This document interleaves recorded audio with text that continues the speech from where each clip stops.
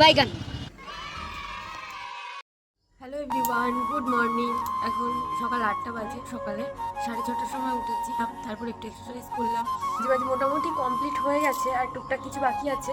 তারপর যাবো বাজারে। তো চলো বাজারে যেতে যেতে তোমাদের সঙ্গে। एक दिन मैंने भी दिमाग चलाया, फिर वो चलते चलते काफी दूर चला गया और आज तक वापस नहीं आया। ডালটা উঠলে আর আমি বসিয়ে দিয়েছি। এবার যাবো বাজারে। দেখেছো কটা বাজে?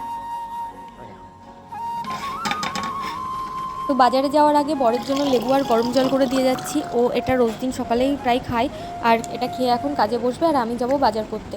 বাজারটা আমিই করি, তার কারণ ভালো লাগে বাজার করতে আমার। আর ওদের জন্য মাছ কিনতে হয়, ওদের বলতে বিড়ালের জন্য মাছ কিনতে হয়, সেটা নিজে হাতে কিনতে আমি বেশি পছন্দ করি। তো নিয়েছি কিছু মাছ, তোমাদেরকে বাড়িতে গিয়ে তারপরে দেখাবো। আর এই হাঁড়ির মধ্যে কি মাছ আছে তোমরা একটু কমেন্টে বলো তো, তোমরা কেউ কি জানো এটাকে কি মাছ বলে?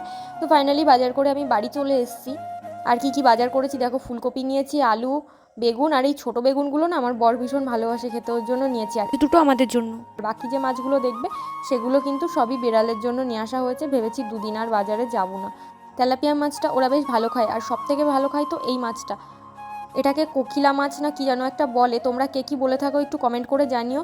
আর তেলাপিয়া মাছগুলো দিয়ে কাটবো না, এই রুইয়ের পোনাগুলো কাটবো, আর ওদের জন্য এই কোকিলা মাছটা কেটে নেব।